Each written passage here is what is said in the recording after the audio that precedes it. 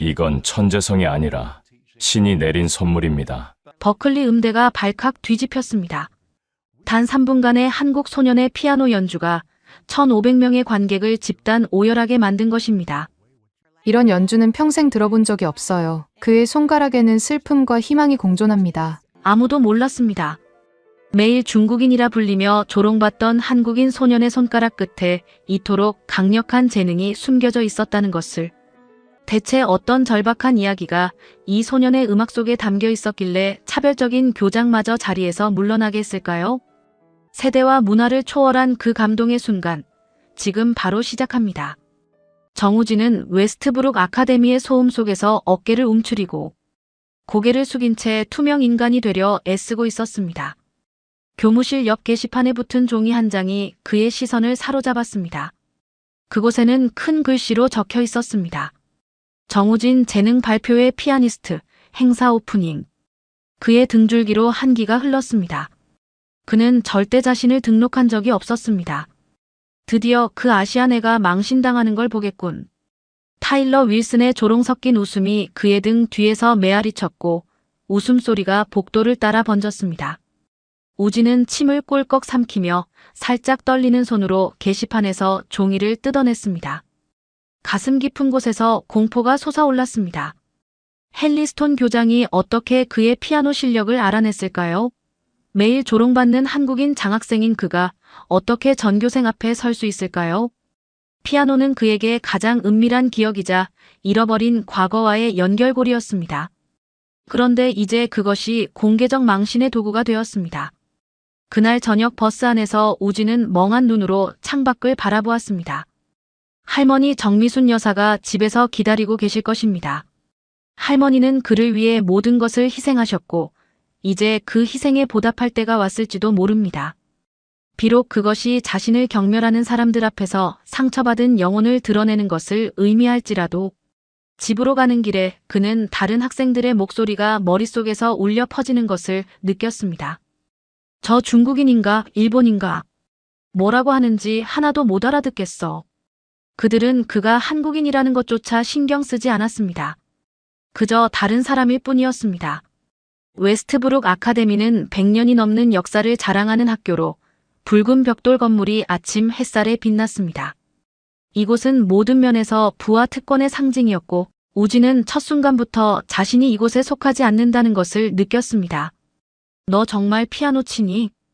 타일러가 점심시간에 그의 도시락을 보며 코웃음을 쳤습니다. 중국 음식 냄새 진동하네. 야, 그거 계곡이야? 주변에서 웃음이 터졌고 우진의 얼굴이 화끈거렸습니다. 그는 도시락을 다시 덮으려 했으나 이미 늦었습니다. 그래서 악기를 연주하나? 헨리 스톤 교장이 갑자기 나타나 물었습니다. 그는 키가 크고 눈썹이 두꺼운 남자였습니다. 모든 아시아인들은 뭔가 하나쯤 연주하지 않나? 바이올린, 피아노. 그는 손가락으로 눈을 찢어 올리며 동양인 억양을 흉내냈습니다. 우진은 접시만 바라보았습니다. 조금 피아노를요, 선생님. 교장은 크게 웃었습니다. 곧 그걸 확인해 보겠군. 그는 말하고는 휙 돌아서 떠났습니다. 우진은 그 말이 무슨 의미인지 의아해하며 남은 점심시간 내내 음식을 거의 건드리지 않았습니다. 첫날부터 그는 이미 알고 있었습니다. 웨스트브룩에서의 생활은 상상했던 것보다 훨씬 더 힘들 것이라는 사실을. 아파트에 도착하자 우진은 잠시 문 앞에서 멈췄습니다. 할머니에게 어떻게 이 상황을 설명할 수 있을까요? 어떻게 이 모욕을 피할 수 있을까요? 문을 열기 전 그는 깊게 숨을 들이마셨습니다. 할머니의 주름진 얼굴에 실망을 안겨드릴 수는 없었습니다.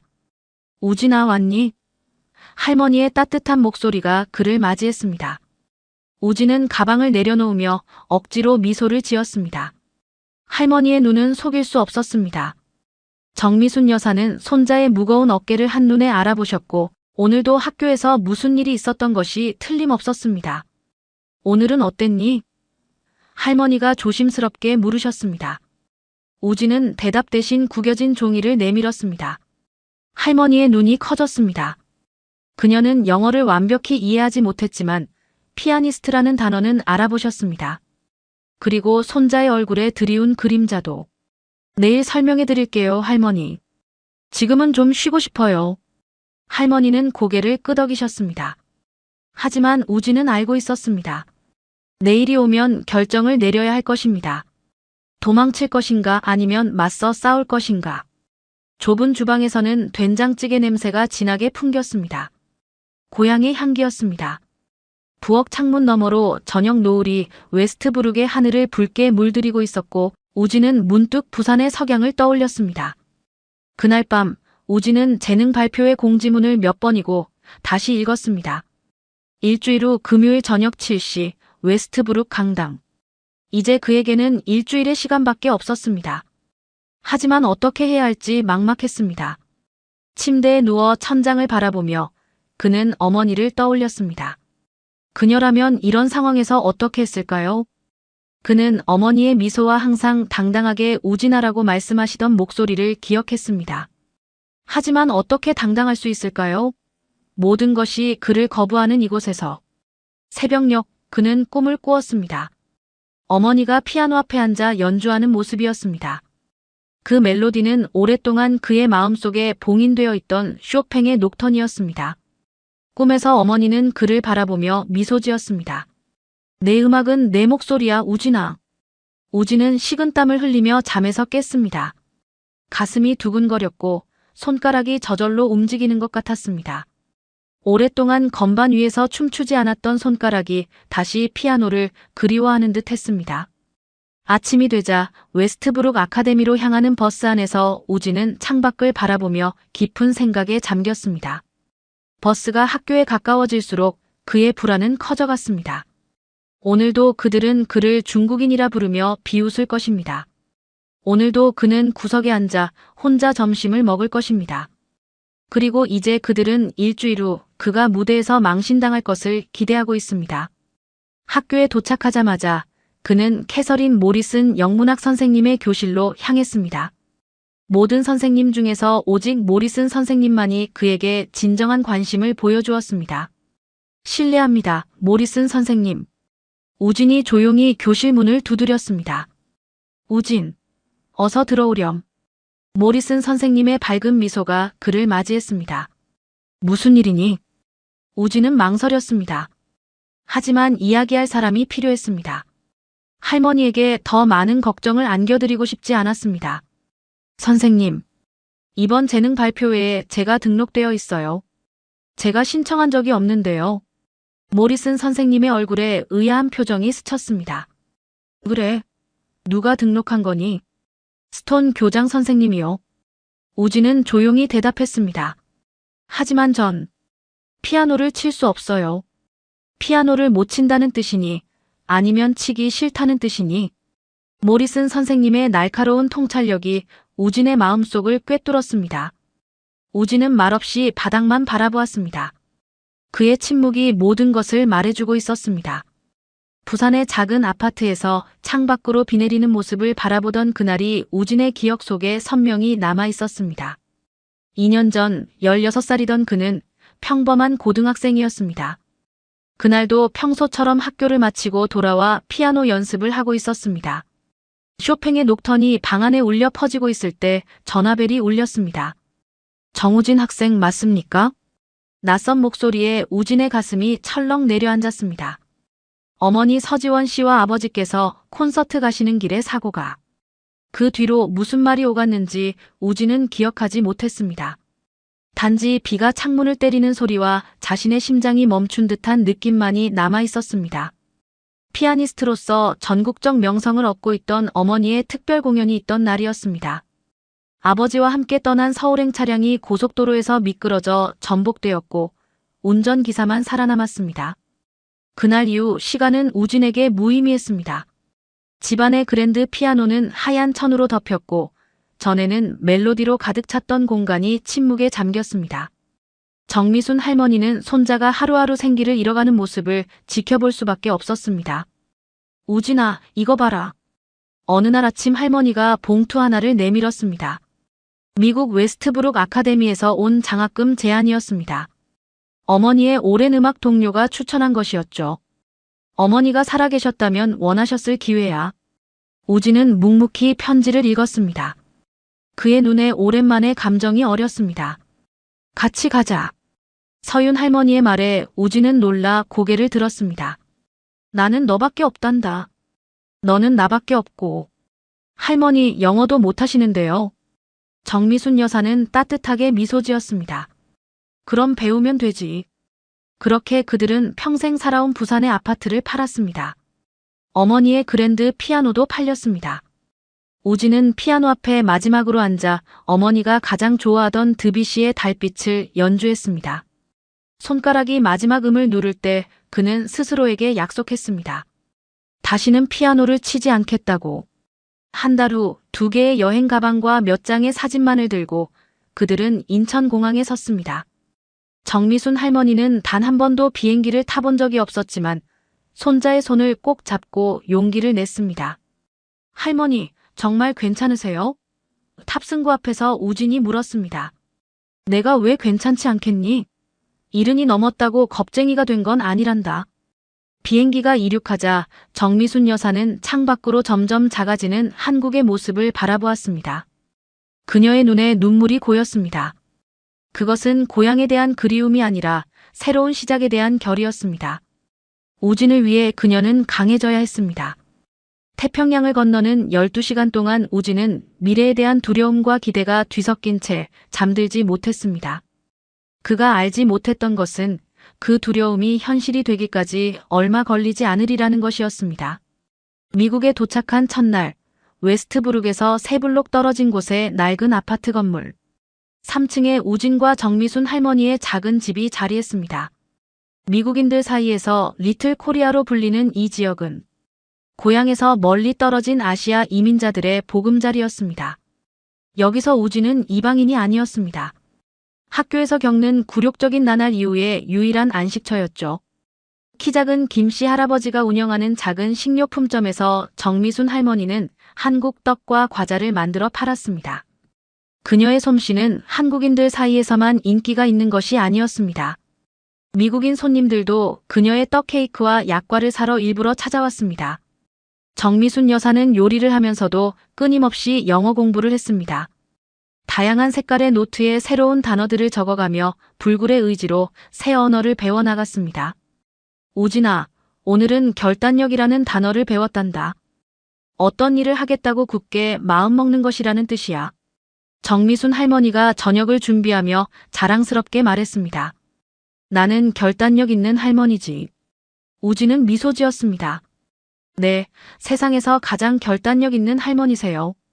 그날 저녁 우진은 일기장에 한국어로 적었습니다.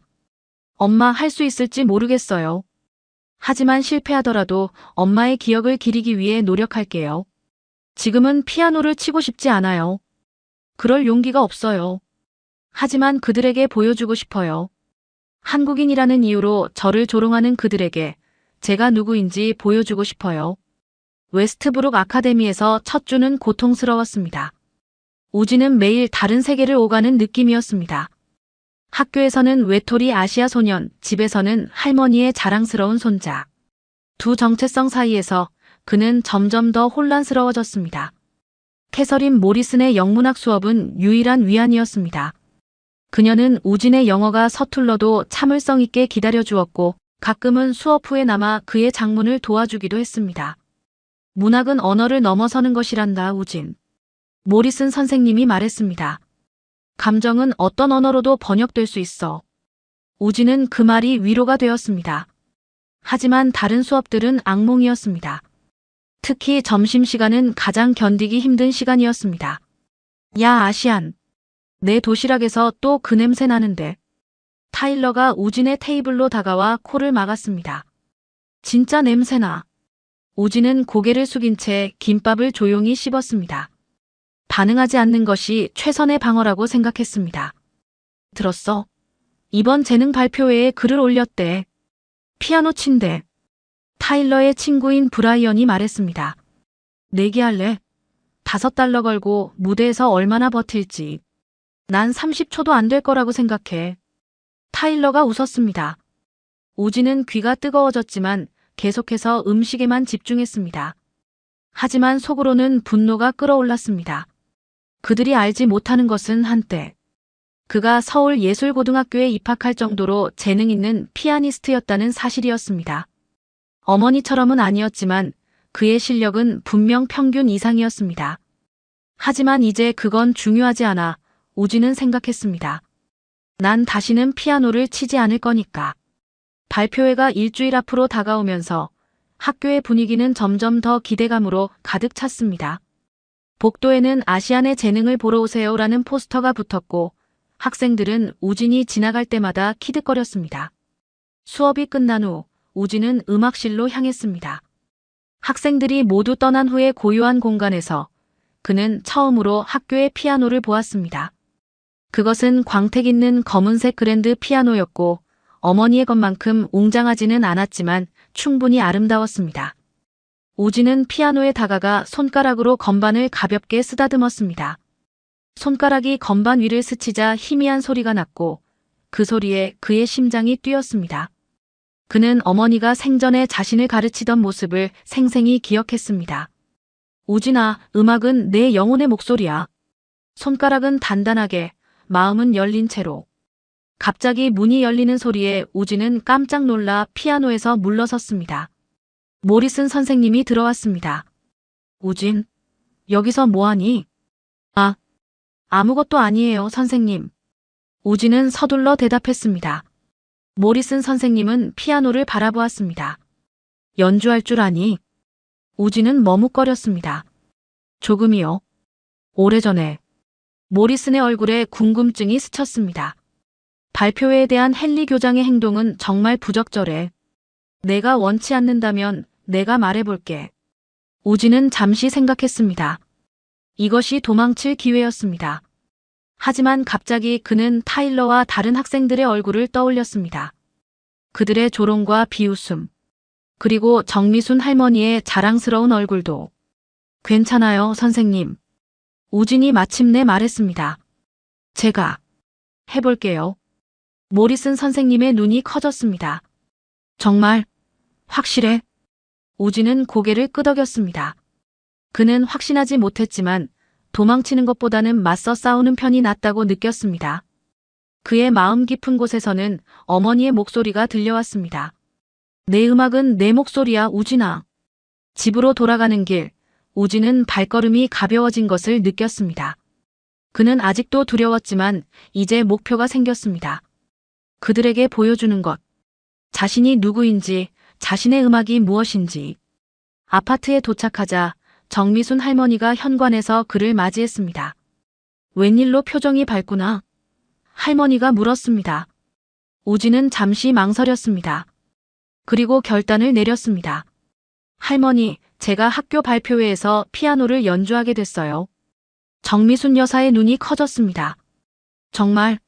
그런데 내 피아노는? 알아요, 할머니. 우진이 말했습니다. 오랫동안 치지 않았어요. 하지만 이제 다시 시작해야 할 것 같아요. 그는 깊게 숨을 들이마셨습니다. 엄마를 위해서, 그리고 저 자신을 위해서요. 할머니의 눈에 눈물이 고였습니다. 그녀는 무언가 말하려다가 그저 손자를 꼭 안아주었습니다. 그 포옹 속에는 말보다 더 많은 것이 담겨 있었습니다. 그날 밤 우진은 서랍 깊숙이 숨겨두었던 어머니의 악보를 꺼냈습니다. 쇼팽의 녹턴. 어머니가 가장 좋아하던 곡이었습니다. 손가락으로 악보를 쓰다듬으며 그는 처음으로 오랜 시간 동안 숨겨왔던 눈물을 흘렸습니다. 캐서린 모리스는 15년 동안 문학을 가르쳐온 베테랑 교사였습니다. 그녀는 새로운 한국인 학생의 고립된 모습을 주목하고 있었습니다. 보통 10대들의 우울함과는 다른 더 깊은 슬픔이 우진의 눈에 담겨 있음을 그녀는 알아차렸습니다. 수업이 끝난 후 모리슨 선생님은 우진을 따로 불렀습니다. 우진, 재능 발표회에 참가한다고 들었어요. 우진은 긴장한 채로 고개를 끄덕였습니다. 제가 신청한 게 아니에요, 선생님. 스톤 교장 선생님이. 그는 말끝을 흐렸습니다. 모리스는 눈살을 찌푸렸습니다. 헨리 스톤 교장의 의도를 이해했습니다. 정말로 피아노를 치니? 그녀의 목소리는 부드러웠습니다. 전에 쳤어요. 여기 오기 전에요. 우진의 목소리에 담긴 무언가가 모리슨의 호기심을 자극했습니다. 나를 따라와 보렴. 모리슨 선생님은 우진을 음악실로 데려갔습니다. 방 한가운데에는 웅장한 검은색 그랜드 피아노가 놓여 있었습니다. 오후 햇살이 창문을 통해 들어와 피아노의 광택 있는 표면에 반사되었습니다. 뭔가 들려줄 수 있을까요? 모리슨이 물었습니다. 우진은 머뭇거리며 피아노 앞에 앉았습니다. 그의 손가락이 건반 위에 가볍게 내려앉았습니다. 눈을 감고 깊은 숨을 들이마셨습니다. 그리고 쇼팽의 녹턴이 흘러나왔습니다. 첫음을 누르는 순간 우진은 다시 부산의 아파트에 있는 듯 했습니다. 어머니가 옆에 앉아 미소 짓고 있는 듯 했습니다. 손가락을 둥글게 우진아. 그래, 바로 그렇게. 음악이 방을 가득 채웠습니다. 단순한 기교가 아니라 순수한 감정이었습니다. 슬픔과 그리움이 음표로 변환되어 흘러나왔습니다. 마지막 음이 사라질 때까지 모리슨 선생님은 숨을 쉬지 않고 있었습니다. 연주가 끝나자 우진은 눈을 떴습니다. 모리슨 선생님의 눈에 눈물이 고여 있었습니다. 어떻게 이런 재능을 숨길 수 있니? 그녀가 속삭였습니다. 우진은 대답하지 않았습니다. 하지만 대답할 필요도 없었습니다. 모리슨은 단순한 재능 이상의 것을 발견했다는 것을 알았습니다. 들려줘야 할 이야기를 발견한 것이었습니다. 누가 너를 가르쳤니? 모리슨이 부드럽게 물었습니다. 우진은 건반을 바라보며 말했습니다. 어머니요. 그녀는 부산에서 유명한 피아니스트였어요. 그리고 지금은? 모리슨이 물었지만 우진의 눈에 고인 눈물로 이미 답을 알 수 있었습니다. 2년 전에 사고로 돌아가셨어요. 우진은 마침내 말했습니다. 그 후로 피아노를 친 적이 없어요. 오늘까지는요. 모리슨은 천천히 고개를 끄덕였습니다. 매일 방과 후에 여기서 연습해도 좋아. 아무도 방해하지 않을 거야. 우진의 눈이 희망으로 빛났습니다. 정말요? 하지만 스톤 교장 선생님이. 교장 선생님께는 내가 말할게. 모리슨의 목소리에는 확고함이 있었습니다. 그러니 발표회 준비를 하렴. 그들에게 내가 누군지 보여줄 때야. 우진이 떠난 후 모리슨은 피아노 옆에 서서 생각에 잠겼습니다. 그녀는 교직 15년 동안 많은 학생들을 가르쳤지만 우진과 같은 학생은 처음이었습니다. 그의 음악 속에는 말로 표현할 수 없는 슬픔과 아름다움이 공존했습니다. 그리고 모리슨은 그 소리가 더 많은 사람들에게 들려져야 한다고 확신했습니다. 당신의 아들은 특별해요, 서지원 씨. 그녀는 빈 교실에 대고 속삭였습니다. 그리고 나는 모두가 그것을 알도록 할 거예요. 모리슨은 교실을 나서며 헨리 스톤 교장과의 대화를 준비했습니다. 그녀는 우진의 재능이 조롱거리가 아닌 축복이 되도록 할 것입니다. 그날 저녁 우진은 정미순 할머니에게 모든 것을 이야기했습니다. 정말 피아노를 치기로 했구나. 할머니의 목소리에는 놀라움과 기쁨이 섞여 있었습니다. 네, 할머니. 우진이 대답했습니다. 처음에는 교장 선생님이 저를 망신주려고 했지만 이제는 제가 그들에게 보여주고 싶어요. 제가 누구인지, 어떤 음악을 가지고 있는지. 정미순 여사는 옷장에서 오래된 상자를 꺼냈습니다. 그 안에는 서지원의 악보들이 정성스럽게 보관되어 있었습니다. 내 어머니의 것이란다. 작은 것들이지만 가져왔지. 우진은 감동의 말을 잇지 못했습니다. 그는 할머니가 이 악보들을 미국까지 가져왔다는 것을 몰랐습니다. 정말로 해낼 수 있을까요, 할머니? 우진이 불안하게 물었습니다. 물론이지. 정미순 여사가 손자의 손을 꼭 잡았습니다. 내 어머니는 항상 말했잖니. 음악은 단순한 소리가 아니라 영혼의 언어라고. 내 마음이 하는 말을 들려주렴. 다음 날, 우진은 처음으로 학교에 가는 것이 기다려졌습니다. 수업이 끝나면 음악실에서 연습할 수 있다는 생각에 그의 발걸음은 가벼웠습니다. 하지만 학교 복도에서 그는 여전히 따가운 시선을 느꼈습니다. 타일러와 그의 친구들은 우진이 지나갈 때마다 핑퐁 소리를 내거나 동양인 억양을 흉내내며 웃었습니다. 야, 피아노 소년. 내가 $50를 걸었어. 내가 무대에서 공황 발작을 일으킬 거라고.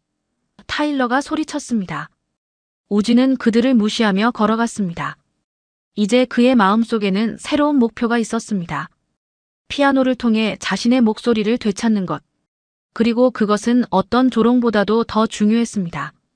모리슨 선생님의 영문학 수업에서 그녀는 정체성에 관한 시를 읽었습니다. 랭스턴 휴즈의 나도 미국을 노래한다.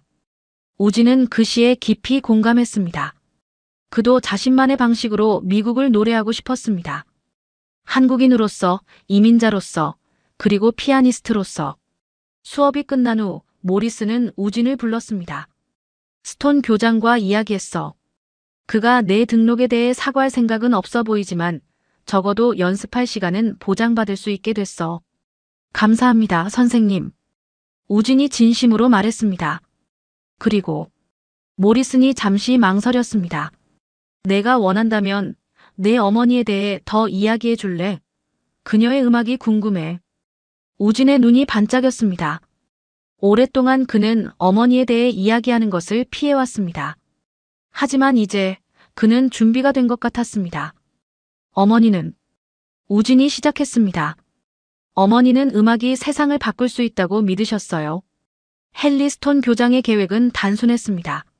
외국인 장학생을 그의 내성적인 성격을 이용해 공개적으로 망신 주는 것이었습니다. 스톤은 지역 이사회가 시행한 장학생 프로그램을 싫어했습니다. 그의 말로는 학교의 명성을 떨어뜨린다는 것이었습니다. 우진은 실패의 완벽한 예가 될 것입니다. 내 학교의 자리가 어디인지 알게 해줘야 해. 그는 사무실에서 혼잣말을 중얼거렸습니다. 창문 너머로 학생들이 캠퍼스를 가로지르는 모습이 보였고 그 중에 우진의 곧 숙인 모습이 보였습니다. 재능 발표의 날짜가 다가오고 있었습니다. 학교 전체가 말 더듬는 한국인이 무대에서 얼마나 버티다 도망칠지에 대한 내기로 들썩였습니다. 교장은 이런 분위기를 은근히 조장했습니다. 저 장학생들은 제자리를 알아야 하지 않겠나, 윌슨? 그는 점심시간에 타일러에게 속삭였습니다. 내가 좀 도와줄 수 있지 않을까? 타일러는 희죽 웃었습니다. 걱정 마세요, 선생님. 이미 계획이 있어요. 그 사이 우진은 모리슨 선생님의 허락을 받아 방과 후 음악실에서 비밀리에 연습하고 있었습니다. 건반을 누를 때마다 어머니와의 기억이 되살아났습니다.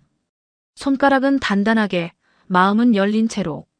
어머니는 항상 그렇게 말씀하셨습니다. 우진은 자신도 모르게 어머니의 말을 중얼거렸습니다. 집에서는 피아노가 없었기에 그는 종이에 건반을 그려 손가락 움직임을 연습했습니다. 정미순 할머니는 발표회를 위해 흰 셔츠를 정성에 바느질했습니다.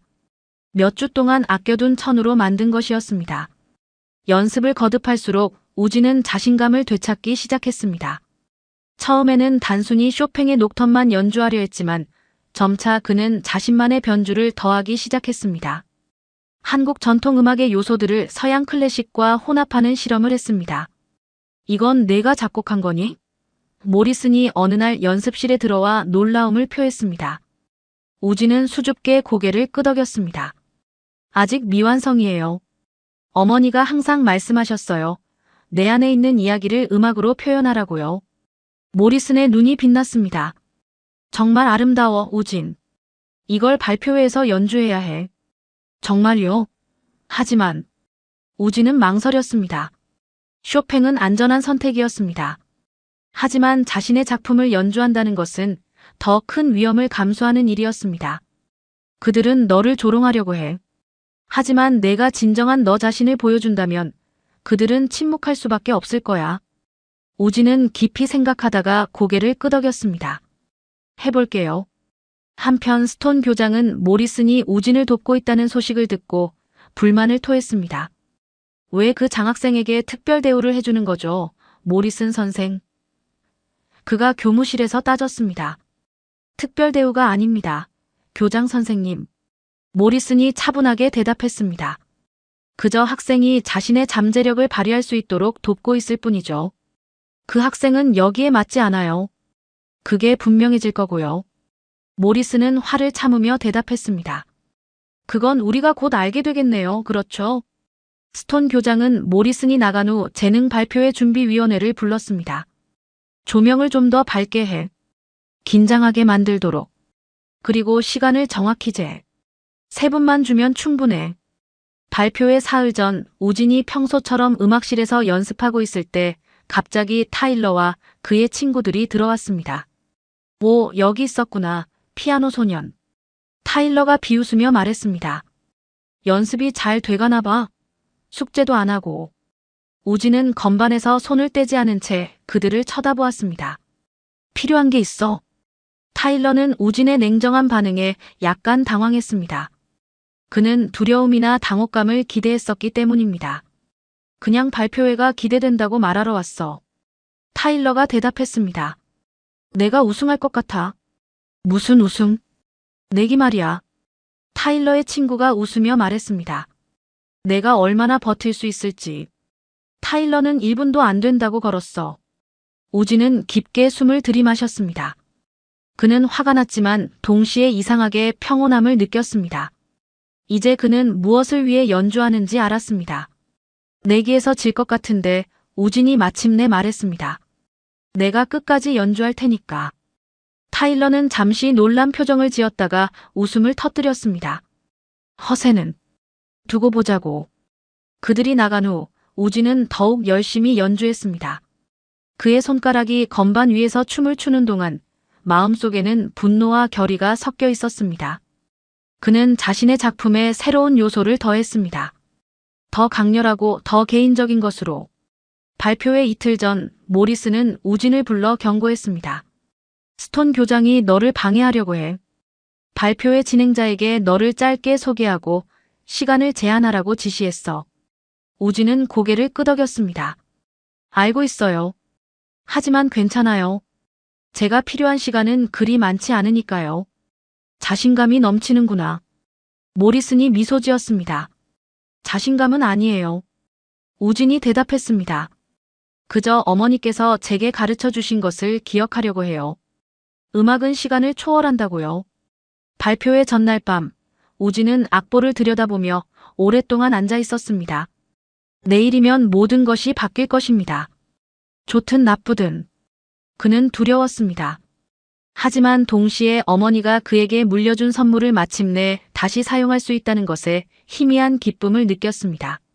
서울의 아파트에서 피아노를 배우던 어린 시절, 우진은 꿈이 있었습니다. 어머니처럼 무대에서 연주하는 꿈. 그 꿈이 이런 식으로 이루어질 줄은 상상도 하지 못했습니다. 미국 학교에서 조롱거리로서. 그러나 어쩌면 이것이 그가 필요로 하는 것일지도 모릅니다. 다시 시작하기 위한 강제된 계기. 아픔을 음악으로 변화시킬 기회. 할머니, 내일 오실 거예요? 우진이 물었습니다. 정미순 할머니는 따뜻하게 미소 지었습니다. 당연하지. 내 연주를 듣기 위해 내 모든 일을 취소했단다. 우진은 할머니를 꼭 안았습니다. 그의 어깨에서 무거운 짐이 조금 가벼워진 듯 했습니다. 내일 엄마가 자랑스러워하실 연주를 들려드릴게요. 하지만 그가 알지 못하는 사이 웨스트브룩 아카데미의 복도에서는 더 많은 음모가 꾸며지고 있었습니다. 타일러 윌슨과 그의 친구들은 우진의 발표를 망치기 위한 최종 계획을 세우고 있었습니다. 발표회 3일 전, 우진은 평소처럼 음악실에서 홀로 연습하고 있었습니다. 손가락이 건반 위를 부드럽게 움직이며 그가 직접 작곡한 곡을 연주하고 있을 때 문이 살짝 열리는 소리가 들렸습니다. 갈색 머리에 호기심 어린 눈을 가진 소녀가 들어왔습니다. 소피아 브라운이었습니다.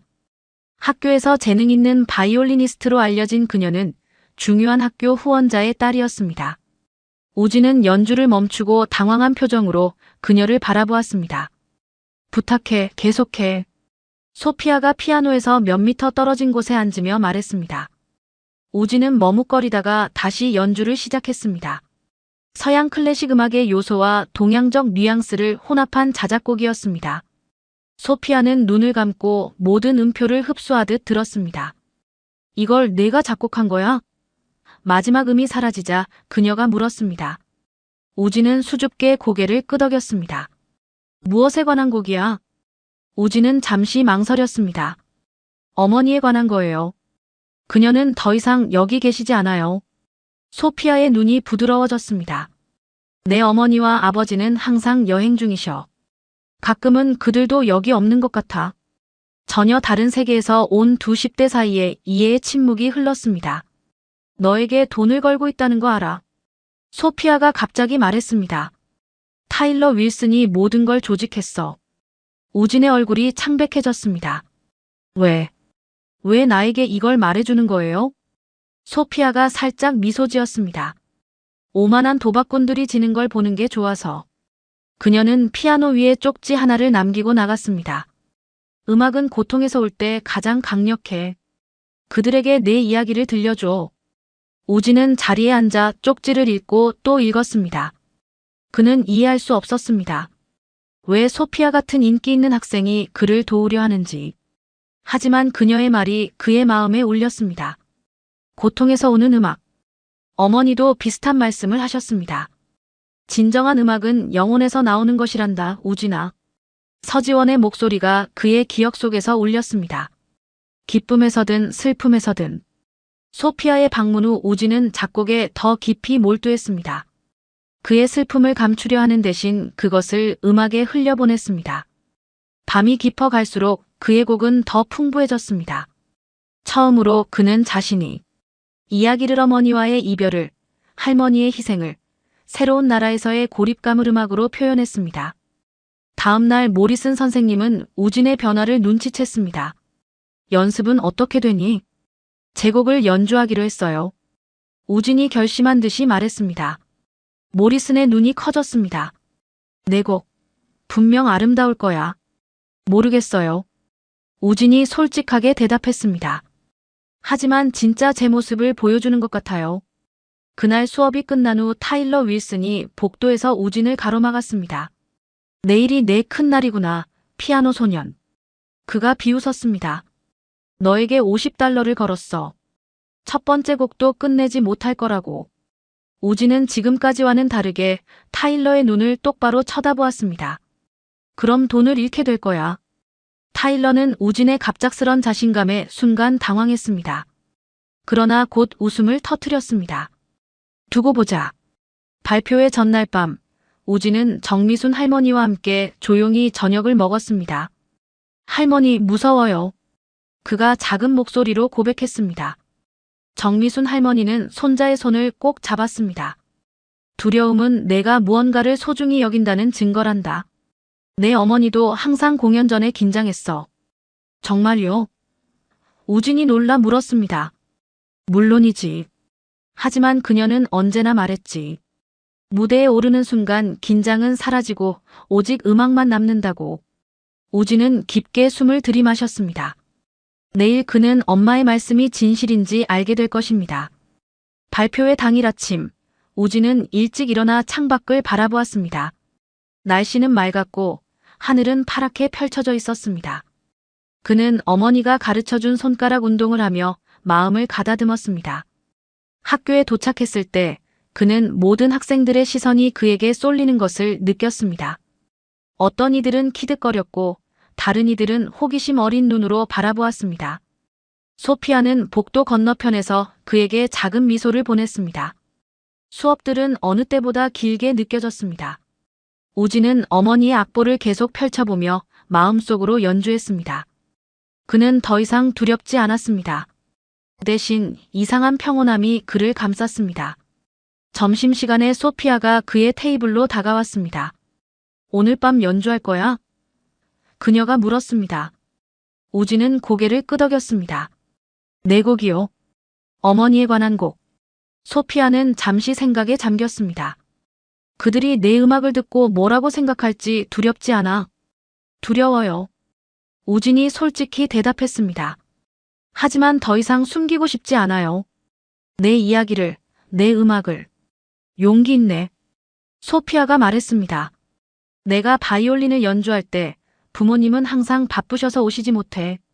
하지만 내 할머니는 오실 거지. 네. 할머니는 절대 놓치지 않으세요. 소피아의 눈에 약간의 부러움이 스쳤습니다. 그럼 두 분을 위해 연주하는 거네. 내 어머니와 할머니. 그리고 나 자신을 위해서도요. 우진이 덧붙였습니다. 오후 수업 중에 갑자기 스톤 교장의 목소리가 교내 방송으로 울려 퍼졌습니다. 오늘 저녁 재능 발표회에 대한 안내입니다. 모든 출연자는 3분 이내로 공연을 마쳐야 합니다. 시간 제한을 지키지 않는 학생은 무대에서 내려와야 함을 기억하세요. 교실에서 타일러와 그의 친구들이 키득거렸습니다. 우진은 이것이 그를 향한 메시지임을 알았습니다. 하지만 그는 동요하지 않았습니다. 그의 곡은 이미 완성되었고 정확히 3분이었습니다. 모리슨 선생님은 발표회 1시간 전 우진을 찾아왔습니다. 준비됐니? 그녀가 물었습니다. 우진은 고개를 끄덕였습니다. 제가 무슨 일을 당하더라도 감사합니다, 선생님. 저를 믿어주셔서. 모리스는 미소 지었습니다. 내가 믿는 건 내 재능이야, 우진. 그리고 내 용기. 그때 소피아가 갑자기 음악실로 들어왔습니다. 그녀의 표정이 급박했습니다. 우진, 타일러가 널 방해하려고 계획하고 있어. 그녀가 서둘러 말했습니다. 친구들에게 너 연주할 때 소리를 지르거나 웃으라고 했어. 우진의 가슴이 철렁 내려앉았습니다. 하지만 그는 재빨리 마음을 다잡았습니다. 괜찮아요. 더 크게 연주하면 되죠. 소피아와 모리스는 서로 놀란 표정으로 바라보았습니다.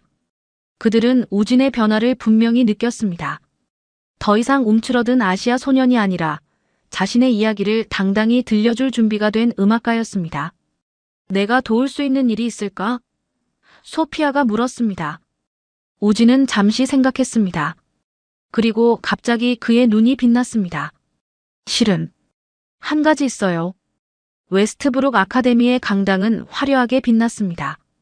부유한 가정의 학부모들이 자리를 채우고 활기차게 대화를 나누고 있었습니다. 뒷자리는 타일러의 공포쇼 우진이 피아노를 연주하려 시도하는 장면을 보기 위해 예약되어 있었습니다. 무대 뒤에서 우진은 떨고 있었습니다. 정미순 할머니가 정성스레 다림질한 흰 셔츠를 입고 있었습니다. 할머니는 세련된 미국인들 사이에서 이질적으로 보이며 맨 뒷줄에 앉아 있었습니다. 모리슨 선생님이 다가왔습니다. 심호흡을 해, 우진. 그녀를 위해 연주하렴. 그녀는 조용히 정미순 할머니를 가리켰습니다. 그리고 내 음악이 필요한 모든 이들을 위해.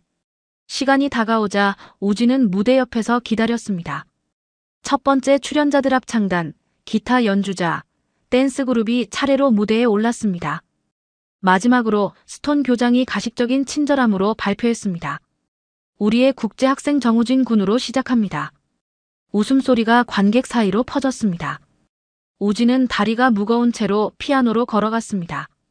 실패를 기대하는 적대적인 침묵이 강당을 채웠습니다.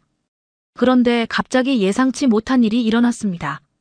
무대 반대편에서 소피아가 바이올린을 들고 걸어 나왔습니다. 저는 우진과 함께 연주하겠습니다. 그녀가 당당하게 말했습니다. 강당의 놀라움의 웅성거림이 일었습니다.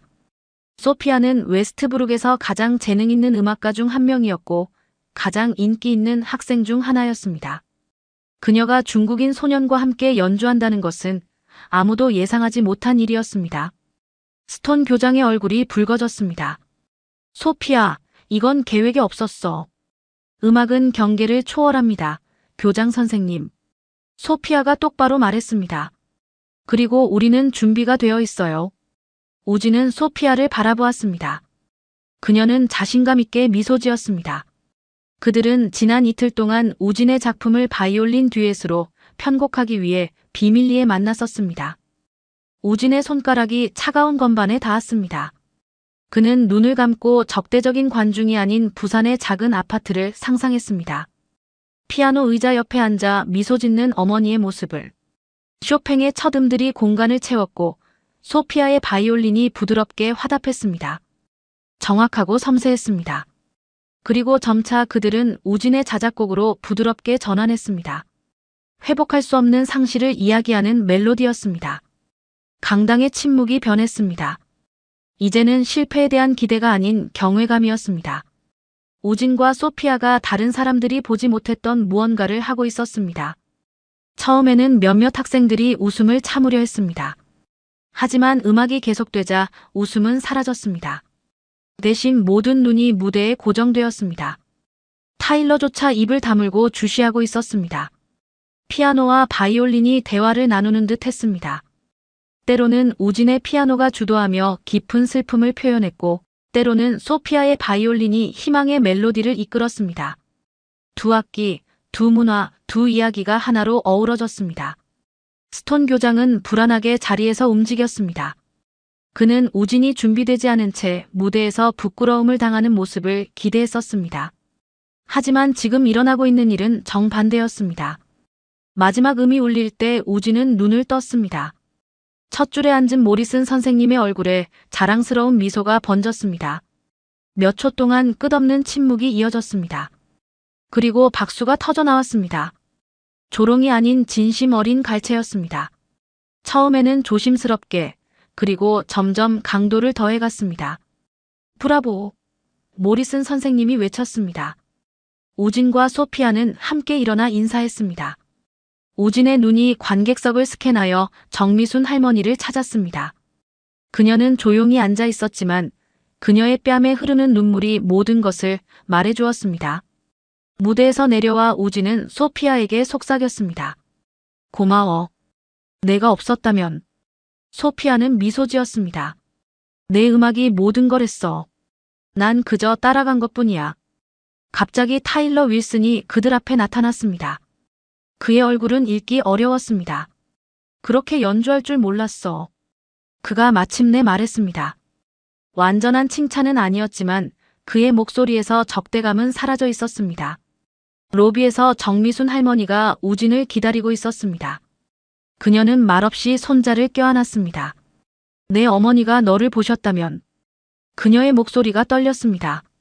알아요, 할머니. 우진이 속삭였습니다. 저도 느꼈어요. 그녀가 저와 함께 연주하는 것 같았어요. 집으로 돌아가는 버스에서 우진은 창밖의 도시 불빛을 바라보았습니다. 오늘 밤 무언가가 바뀌었습니다.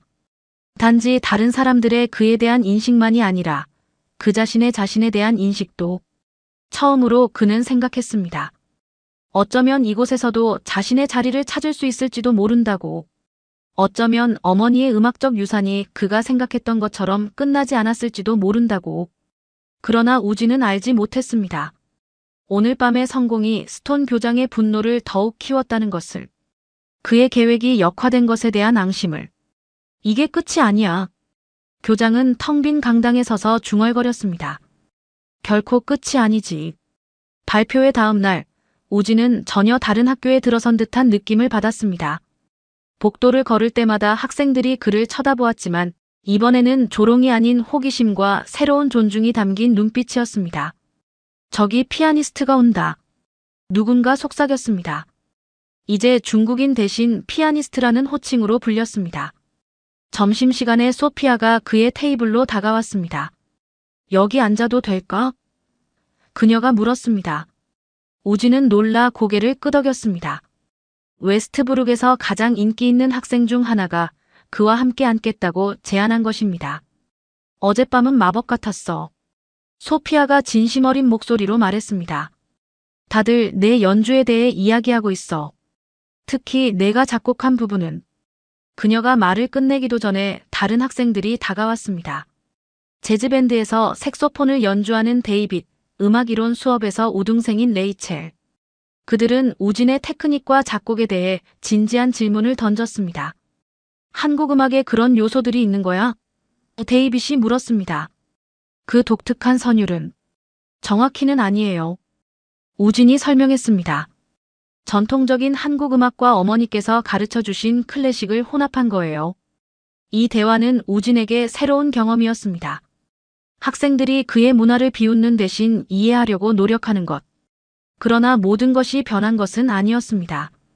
타일러 윌슨은 멀리서 우진을 노려보고 있었습니다. 아마도 그가 건 돈을 잃은 것, 혹은 공개적으로 틀렸다는 사실에 분노한 듯 했습니다. 하지만 지금 당장은 그의 수치심이 그를 멀리 떨어져 있게 했습니다. 더 위험한 것은 스톤 교장의 조용한 분노였습니다. 그날 오후 우진은 그가 모리슨 선생님과 격렬하게 논쟁하는 것을 우연히 들었습니다. 그 장학생을 다음 행사에 출연시키는 것은 불가능합니다. 그가 으르렁거렸습니다. 발표회는 우리 음악부 학생들을 위한 것입니다. 모리슨은 물러서지 않았습니다. 우진의 재능은 우리 학교 역사상 가장 뛰어난 것 중 하나입니다. 그를 배제하는 것은 학생들에게 잘못된 메시지를 전달하는 겁니다. 내 학교에서 무슨 메시지를 전달할지는 내가 결정합니다. 모리슨 씨. 다음 날 아침, 우진은 문이 잠겨있는 음악실 앞에 서 있었습니다. 문에 걸린 메모에는 음악부 학생들만 사용 가능이라고 적혀 있었습니다. 그의 가슴이 무너졌습니다. 그가 매일 연습하던 곳, 어머니의 기억이 살아있던 유일한 장소가 이제 닫혀버린 것입니다. 걱정하지 마. 뒤에서 소피아의 목소리가 들렸습니다. 대안을 찾을 거야. 우진은 희미하게 미소 지었지만 그의 마음은 무거웠습니다. 한 번의 성공이 그의 상황을 완전히 바꿀 수는 없을 것입니다. 스톤 교장이 그의 음악을 묵살하려는 한 그의 싸움은 계속될 것입니다. 그러나 우진은 이제 혼자가 아니었습니다. 정미순 할머니, 모리슨 선생님, 그리고 이제 소피아와 몇몇 학생들이 그의 편이었습니다. 아마도 그것만으로도 충분할지도 모릅니다. 그날 오후 우진의 집 우편함에 도착한 편지 한 장이 그의 운명을 뒤흔들었습니다. 시립음악원에서 온 공식 초청장이었습니다. 모리슨 선생님이 그의 발표회 영상을 보냈던 것입니다. 이게 뭔지 알아요, 할머니? 우진이 떨리는 손으로 편지를 들고 물었습니다. 정미순 할머니는 안경을 쓰고 영어로 된 편지를 힘겹게 읽었습니다. 오디션. 장학금.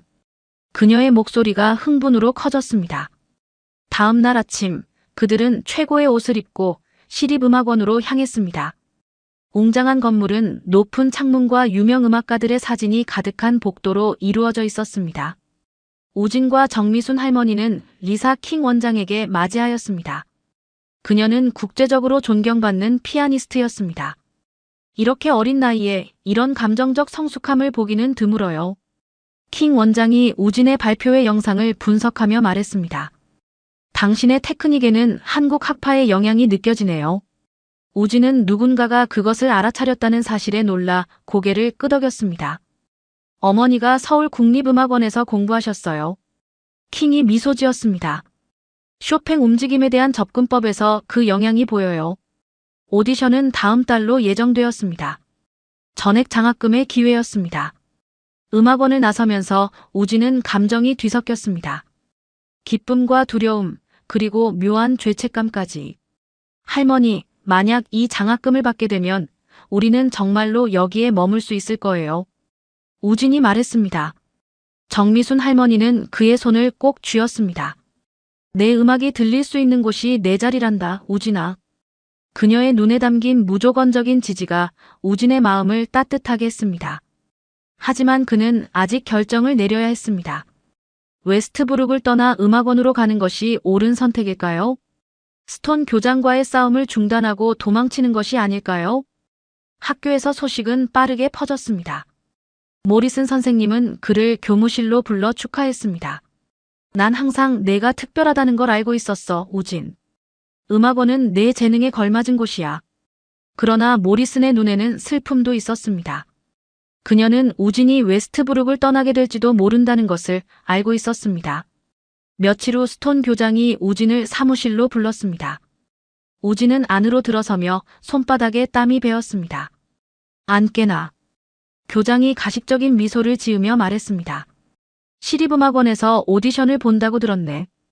우진은 긴장하며 고개를 끄덕였습니다. 매우 영광스러운 일이지. 교장이 계속했습니다. 사실 난 내가 웨스트브룩을 떠나는 게 최선이라고 생각해. 우리 학교는 내 재능을 충분히 발전시켜 줄 수 없을 테니까. 우진은 교장의 얼굴에서 진실을 읽을 수 있었습니다.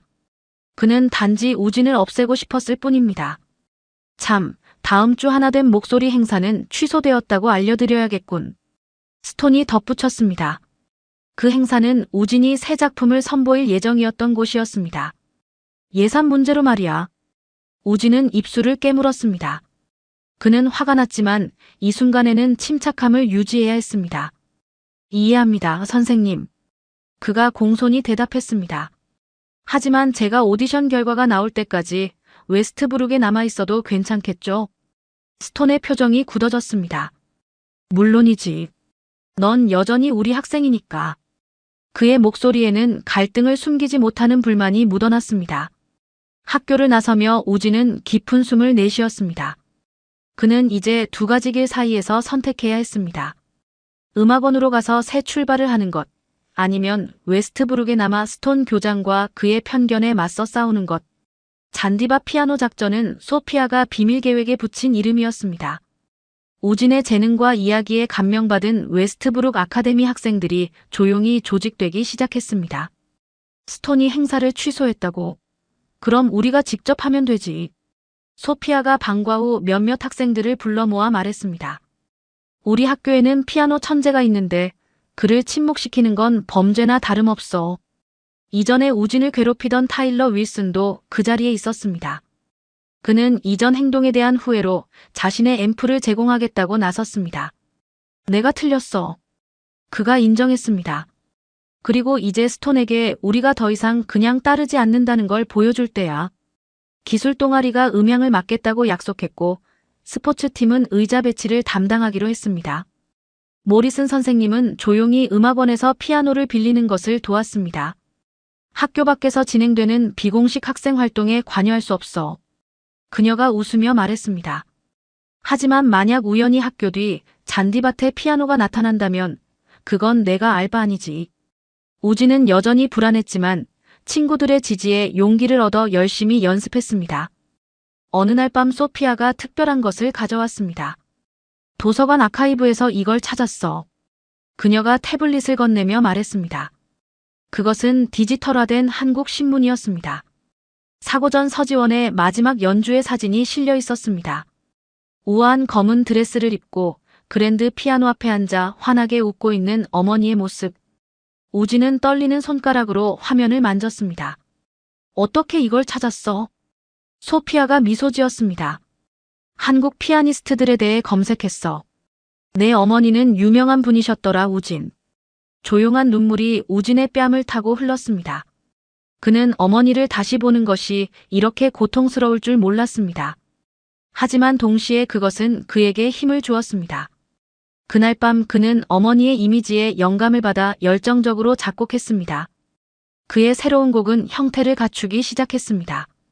단순한 상실에 관한 것이 아니라 죽음을 초월한 연결에 관한 곡이었습니다. 이건 내 최고의 작품이 될 거야. 연습을 듣고 난 후 모리슨 선생님이 말했습니다. 내 어머니의 영혼이 여기에 있어. 잔디밭 콘서트 하루 전 스톤 교장이 우진을 다시 불렀습니다. 승인되지 않은 콘서트에 대한 소문을 들었네. 그가 날카롭게 말했습니다. 참여하는 것은 심각한 규칙 위반이 될 거야. 음악원 입학에도 영향을 미칠 수 있지. 우진은 이전과 달리 눈을 내리깔지 않고 교장을 똑바로 쳐다보았습니다. 그는 교장의 위협이 빈말이 아니라는 것을 알았지만 더 이상 두렵지 않았습니다. 존경하는 마음을 담아 말씀드리자면 선생님. 그가 침착하게 대답했습니다. 음악은 위반이 아닙니다. 음악은 다리입니다. 우진은 교장의 사무실을 떠났습니다. 스톤은 우진의 새로운 자신감에 놀라 말을 잃었습니다. 저녁이 되자 우진은 긴장했지만 결의에 차 있었습니다. 정미순 할머니가 그의 방에 들어왔습니다. 그녀의 손에는 특별한 것이 들려 있었습니다. 이것은 내 어머니의 것이었단다. 그녀가 하얀 천을 펼쳤습니다. 그것은 한복 저고리였습니다. 하얀 비단에 섬세한 파란색 자수가 놓인. 내일 이걸 입고 연주하렴.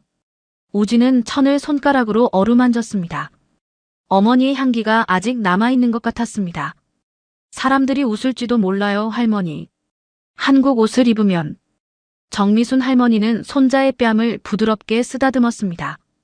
그들이 웃게 놔두렴. 그들은 내가 누구인지, 내가 어디서 왔는지 알아야 해. 내 음악이 어디서 왔는지. 우진은 고개를 끄덕였습니다. 내일 그는 단순히 아시아 학생 이상의 존재로 서게 될 것입니다. 그는 어머니의 아들로 서지원의 유산을 이어받은 자로 설 것입니다. 내일이 두려워요. 그가 인정했습니다. 용기는 두려움이 없는 것이 아니라 두려움에도 불구하고 앞으로 나아가는 것이란다. 정미순 할머니가 지혜롭게 말했습니다. 이제 잠자렴. 내일은 긴 하루가 될 거야. 황혼이 하늘을 붉게 물들이기 시작할 때 수백 명의 사람들이 웨스트브룩 아카데미의 잔디밭에 모여들기 시작했습니다. 학생들과 교사들뿐만 아니라 온 가족들이 함께했습니다. 우진을 잘 모르는 사람들도 많았습니다. 금지된 콘서트라는 소식이 도시 전체로 퍼져나갔던 것입니다. 학교 뒤편 넓은 잔디밭 한가운데 작은 무대가 설치되었습니다. 그 위에는 검은 그랜드 피아노가 놓여 있었습니다. 지역 상점들에서 빌린 조명이 그 공간을 밝혔습니다. 우진은 사무실 창문에서 무력하게 이 모든 광경을 지켜보는 스톤 교장의 모습을 힐끗 보았습니다. 우진은 정미순 할머니가 보물처럼 간직해온 전통 한복을 입고 긴장된 모습으로 기다리고 있었습니다. 새하얀 저고리와 감청색 바지는 그를 마치 다른 시대에서 온 사람처럼 보이게 했습니다. 할 수 있을지 모르겠어요, 할머니.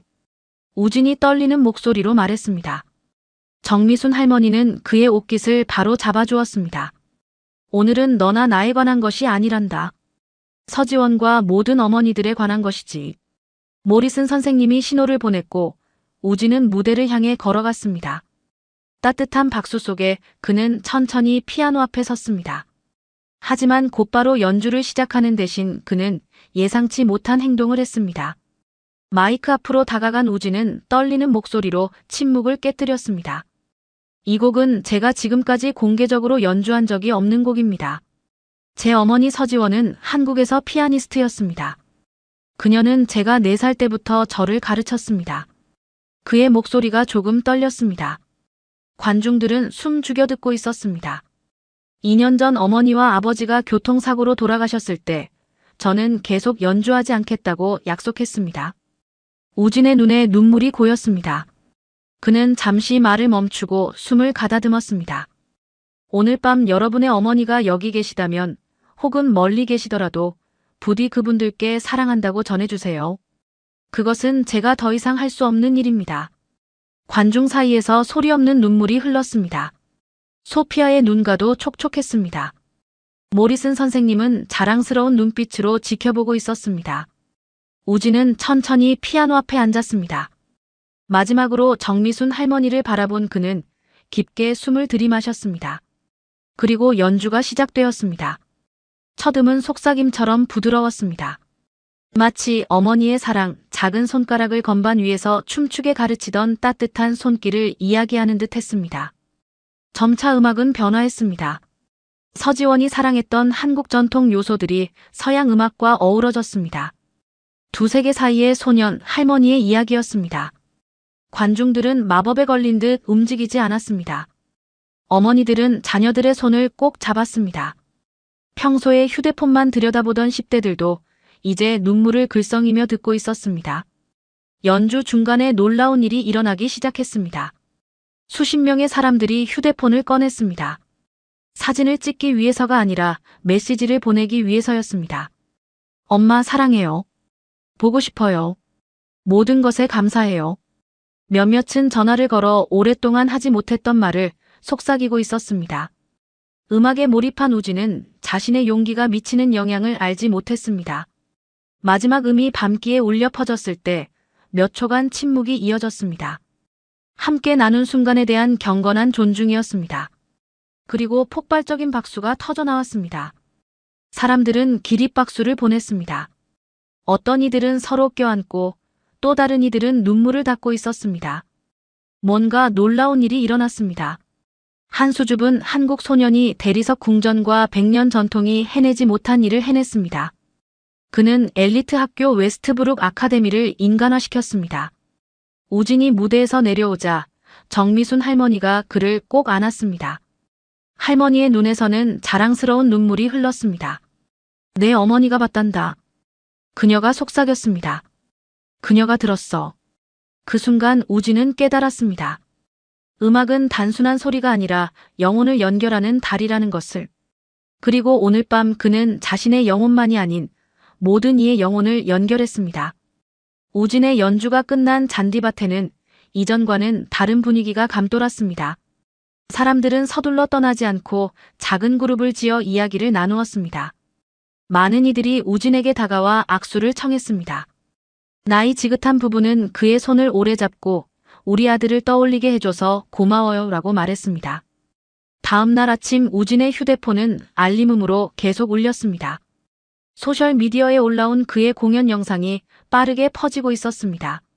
지역 신문도 음악으로 커뮤니티를 하나로 묶은 젊은 피아니스트라는 헤드라인으로 기사를 실었습니다. 학교에 도착한 우진은 복도에서 완전히 다른 반응을 경험했습니다. 학생들이 그를 보고 미소 지었고 낯선 이들조차 고개를 끄덕이며 인사했습니다. 타일러 윌슨은 불편한 표정으로 다가왔습니다. 내가 그렇게 연주할 줄은 몰랐어. 그가 말했습니다. 그동안 내가 한 일들에 대해 미안해. 우진은 잠시 망설였습니다. 타일러의 사과는 진심 어린 것처럼 보였습니다. 괜찮아. 그가 마침내 말했습니다. 이제는 새로운 시작이야. 수업 중간에 교내 방송이 울렸습니다. 정우진 학생은 교장실로 와주시기 바랍니다. 우진은 긴장했지만 더 이상 두려워하지 않았습니다. 어제의 성공이 그에게 새로운 힘을 주었습니다. 교장실로 향하는 길에 그는 모리슨 선생님과 마주쳤습니다. 걱정 마. 선생님이 속삭였습니다. 내 편이 생각보다 많단다. 스톤 교장의 사무실에는 예상치 못한 손님이 있었습니다. 교육청의 지역이사와 학교 이사회 회장이었습니다. 우진, 안좌렴. 지역이사가 친절하게 말했습니다. 어제 내 연주에 대해 많은 이야기를 들었단다. 스톤 교장은 불편한 표정으로 자리에 앉아 있었습니다. 그의 얼굴은 굳어 있었고 손은 책상 위에서 약간 떨렸습니다. 우리는 스톤 교장 선생님의 리더십에 대한 우려를 여러 방면에서 듣고 있었네. 이사회 회장이 무거운 목소리로 말했습니다. 특히 국제 학생들과 장학생들에 대한 처우 문제에 관해서 말이야. 우진은 놀라서 교장을 바라보았습니다.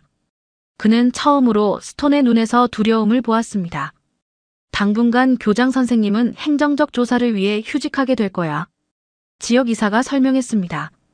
그동안 패트리샤 첸 부교장이 임시로 학교를 이끌게 될 거고, 스톤이 무언가 말하려 했지만 이사회 회장의 손짓에 그는 입을 다물었습니다.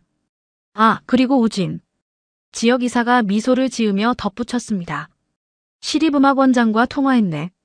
내 오디션은 여전히 예정대로야. 하지만 결과가 어떻든 웨스트브룩에서 내 재능을 살릴 방법을 찾을 거야. 우진이 사무실을 나오자 첸 부교장이 기다리고 있었습니다. 그녀는 온화한 미소의 아시아계 미국인이었습니다. 우진, 잠시 이야기 좀 할까? 그녀가 자신의 사무실로 그를 안내했습니다. 먼저, 어제 연주는 정말 아름다웠어. 내 부모님은 중국에서 오셨는데 내 음악에서 나도 고향을 느꼈단다. 첸 부교장은 책상 위에 종이 한 장을 펼쳤습니다. 이건 내가 구상 중인 새로운 프로그램이야. 문화교류음악 프로그램이라고 해서 다양한 문화적 배경을 가진 학생들이 함께 음악을 만들고 배우는 거지. 내가 도와줬으면 해. 우진의 눈이 커졌습니다. 저요? 하지만 저는 너는 그저 학생이 아니야, 우진. 첸 부교장이 따뜻하게 말했습니다. 너는 다리를 놓는 사람이야. 어젯밤 내가 그것을 증명했지. 그날 방과 후 우진은 이제 열린 음악실로 향했습니다. 피아노 앞에 앉아 어제의 경험이 마음속에 맴돌았습니다. 그는 앞으로 어떤 길을 선택해야 할지 고민했습니다. 음악원으로 갈 것인가 아니면 웨스트브룩에 남아 변화의 일부가 될 것인가. 문이 살짝 열리며 소피아가 바이올린 케이스를 들고 들어왔습니다. 연습 좀 같이 할까? 그녀가 제안했습니다. 듀엣을 위한 곡을 찾았는데 한국 멜로디와 서양 클래식을 혼합한 것 같아. 우진은 미소 지었습니다. 아마도 답은 이미 그의 앞에 있는지도 모릅니다.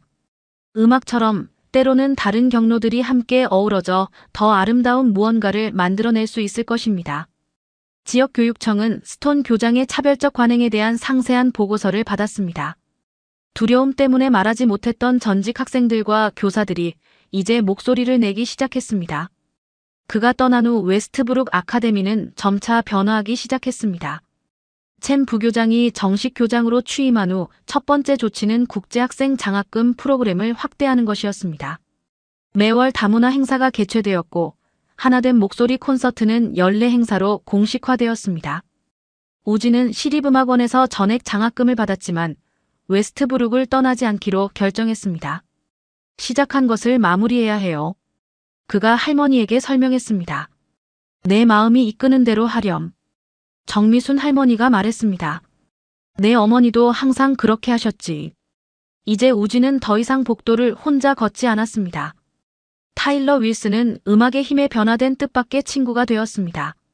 그는 우진을 밴드 연습에 초대했고 그의 작곡에 진심으로 관심을 보였습니다. 소피아와 우진은 함께 피아노와 바이올린 듀엣을 연습했습니다. 그들의 협업은 학교 공연에서 하이라이트가 되었습니다. 두 악기의 하모니처럼 그들의 우정도 깊어졌습니다.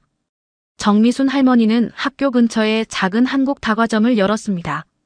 그곳은 금세 방과 후 학생들의 만남의 장소가 되었습니다. 미국 학생들이 떡과 한국차를 맛보며 정미순 할머니에게서 간단한 한국어 인사말을 배웠습니다. 안녕하세요, 정 할머니. 그들은 웃으며 인사했고 정미순 할머니는 그들의 노력에 화답하게 웃었습니다. 다음 학기 종업식에서 우진은 다시 웨스트브룩 강당에서 연주했습니다. 이제 그곳은 완전히 다른 분위기였습니다. 연주 전 그는 자신을 보이지 않는 존재라고 느꼈던 모든 이들과 세상이 보지 못할 때도 우리를 보는 어머니들에게 헌정한다고 말했습니다. 그의 연주는 이번에 기쁨과 희망으로 가득했습니다. 극복과 화해의 축제와 같았습니다.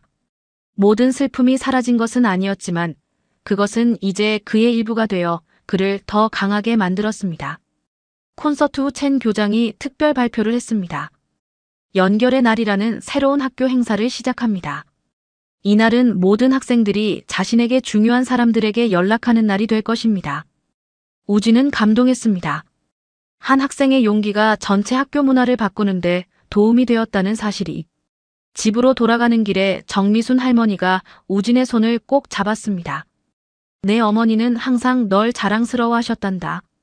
하지만 지금만큼 자랑스러워 하신 적은 없을 거야. 우진은 고개를 끄덕였습니다. 할머니도 저에게 그러셨어요. 저에게 두 분의 어머니가 계셨던 셈이죠. 작은 한인타운에 있는 그들의 아파트에서 정미순 할머니가 드디어 분할 납부로 구입한 오래된 피아노가 이제 거실의 중심을 차지했습니다. 매일 밤 우진의 연습 소리가 온 집안을 채웠습니다. 피아노 위에는 서지원의 사진이 놓여 있었습니다. 웃는 얼굴로 아들을 바라보는 모습. 우진은 종종 연주하면서 어머니가 자신 옆에 앉아 있는 것을 느꼈습니다. 잘하고 있니, 우진아? 그는 때때로 어머니의 목소리를 들을 수 있다고 상상했습니다. 네, 엄마. 그는 마음속으로 대답했습니다. 이제 잘하고 있어요. 시립음악원과 웨스트브룩의 협력 프로그램은 성공적으로 시작되었습니다. 우진은 주말에 음악원에서 공부하고 평일에는 웨스트브룩에서 첸 교장의 새로운 문화 교류 프로그램을 도왔습니다. 우리는 피아노가 들려주는 이야기를 세상과 나누고 싶습니다. 우진이 첫 문화 교류 콘서트에서 말했습니다. 모든 악기는 목소리를 가지고 있고 모든 사람은 이야기를 가지고 있습니다. 그 콘서트에서 한국, 중국, 베트남, 멕시코 등 다양한 배경을 가진 학생들이 자국의 전통, 음악과 서양 클래식을 융합한 작품을 선보였습니다. 우진과 소피아의 두 세계 사이에서라는 듀엣은 많은 사람들의 마음을 움직였습니다. 그해 겨울, 우진은 서울에서 특별 공연 초대를 받았습니다. 어머니의 옛 음악원에서 열리는 추모 콘서트였습니다. 정미순 할머니와 함께 한국을 방문한 우진은 어머니의 피아노 위에 꽃을 올려놓았습니다.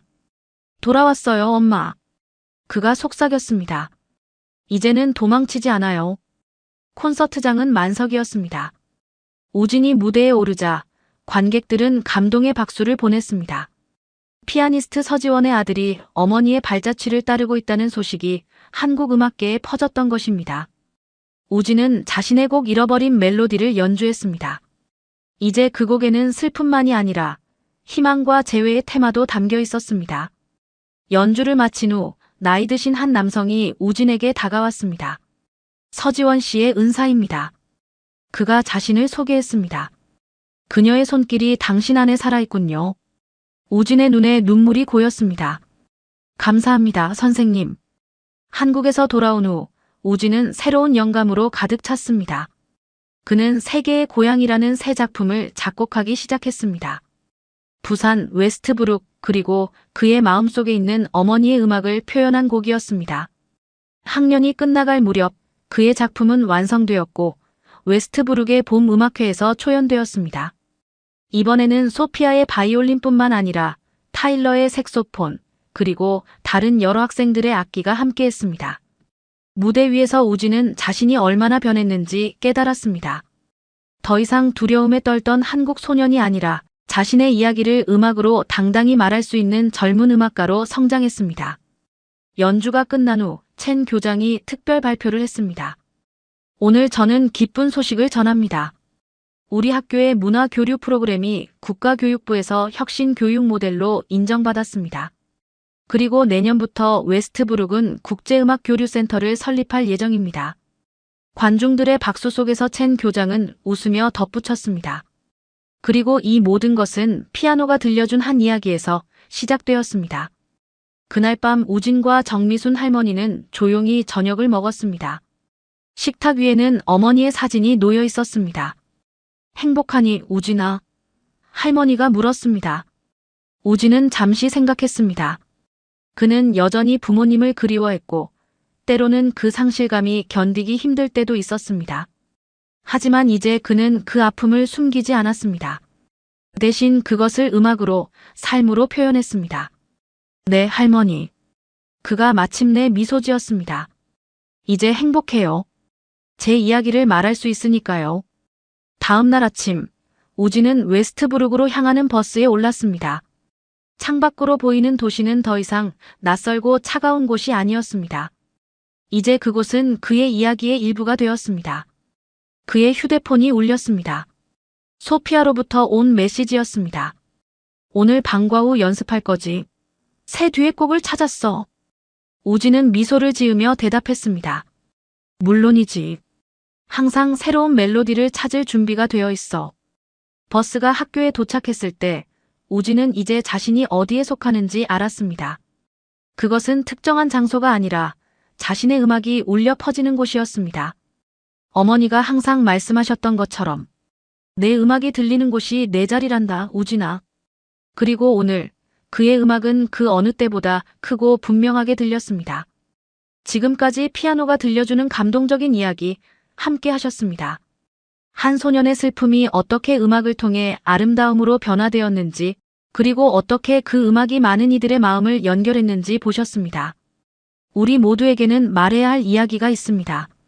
그리고 때로는 그 이야기를 말하는 용기가 세상을 바꾸기도 합니다. 오늘 여러분은 어떤 멜로디를 세상에 들려주고 싶으신가요?